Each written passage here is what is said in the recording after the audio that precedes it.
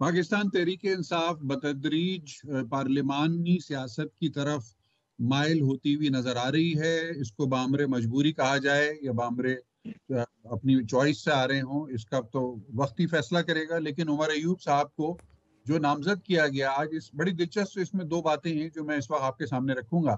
एक तो ये कि उमर अयूब साहब का नाम एन से शुरू होता है और पाकिस्तान तहरीक इंसाफ के बारे में ये बात बहुत आम है, एन से आम है कि उनको शायद किसी ने ये बता रखा है, जो उनके सरबराह हैं पार्टी के बानी, कि ऐसे ही लोगों को अपने करीब रखा जाए ताकतवर पोजीशंस के ऊपर के जिनका नाम एन से आता हो। इमरान इस्माइल से लेकर आरिफ अलवी तक और अली जैदी से लेकर अली अमीन गंडापुर तक और उस्मान बुजदार से लेकर अब उमर अयूब तक, हमें ये एन का सफर जो है ये बहुत ही मुस्तकिल मिजाजी से चलता हुआ नजर आ रहा है। लेकिन उमर अयूब खान साहब के लिए एक और बात बहुत काबिल जिक्र है और मैं समझता हूँ कि पार्लिमानी सियासत और जमहूरियत पर यकीन रखने वालों के लिए बहुत अहम नुक्ता है कि उमर अयूब साहब एक तो पाकिस्तान तहरीक इंसाफ का नारा ये रहा है कि वो मरूसी सियासत को अच्छा नहीं समझते और मरूसी सियासत के खिलाफ हैं।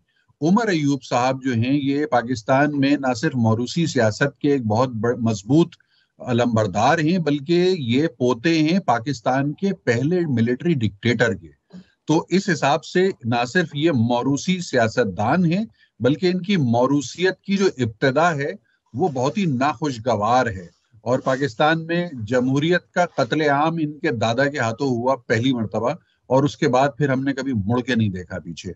तो उमर अयूब साहब एक ऐसी लेगेसी को रिप्रेजेंट करते हैं कि जिसमें पाकिस्तान की जो मौरूसी सियासत है उसके भी नंबर पूरे हैं और आमिरियत के नंबर भी पूरे हैं।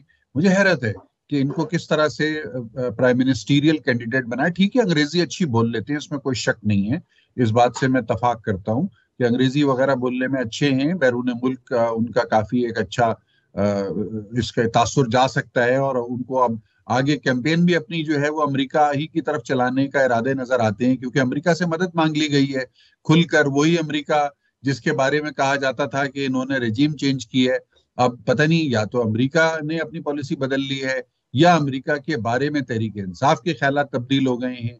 कल तो ऐलान ये कहा गया कि अमेरिका जो है वो नजर रखे और यकीनी बनाए इस बात को कि यहाँ पर तहरीक इंसाफ के साथ ज्यादती ना हो, धांधली ना हो। तो बहरहाल बहुत देर की मेहरबा आते आते वापस आमिरियत की तरफ भी रुजू कर लिया, अमेरिका की तरफ भी रुजू कर लिया और ऐन की तरफ भी रुजू कर लिया। तो अब देखते हैं कि क्या आसानियां पैदा होती हैं पाकिस्तान तहरीक इंसाफ के लिए और क्या सहूलतें मिलती हैं उनके सरबराह को अडियाला जेल में, जिसका नाम वैसे तो अलिफ से लिखा जाता है लेकिन अजराहे तफन्नुन लोग कह रहे हैं कि अब अडियाला का नाम भी शायद ऐन से ही लिखा जा सकता है। तो उसमें फिर बानी जो है तहरीक इंसाफ के, उनके लिए वहां कुछ आसानियां मजीद हो जाएंगी।